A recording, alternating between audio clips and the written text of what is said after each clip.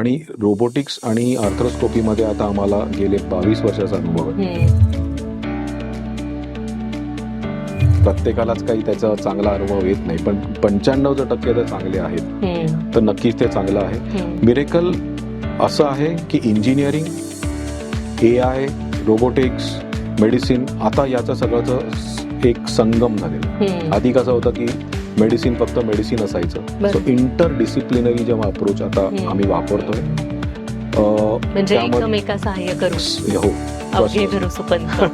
आणि ऍक्च्युली तेच जेव्हा असतं त्यालाच एक आर्मी म्हणतात, त्याला एक टीम म्हणतात. तर काय एकाचं हे नसतं, त्यामध्ये आम्ही कॅप्टन आहोत, लीडर आहोत. मात्र एका पेशंटला चांगला अनुभव द्यायला हॉस्पिटल, टीम, तिथले भूलतज्ञ, तिथले हेल्पिंग हँड्स, कित्येक वर्षापासून तुम्हाला OT असिस्टंट्स तुमचे आहेत, तुमच्या नर्सेस किती ट्रेंड आहेत, तुमचा टीमचा अनुभव हा फक्त वर्षांनी नाही, मात्र त्यांनी किती केलेल्या पेशंट्सनी पण मोजायला पाहिजे. आणि हे पेशंटनी सगळं लक्षात घ्यावं की अनुभव हा खूप मोठी गोष्ट आहे. जसं आता आम्ही शाळाच असते आपली. हो, आणि रोबोटिक्स आणि आर्थ्रोस्कोपी मध्ये आता आम्हाला गेले 22 वर्षाचा अनुभव आहे.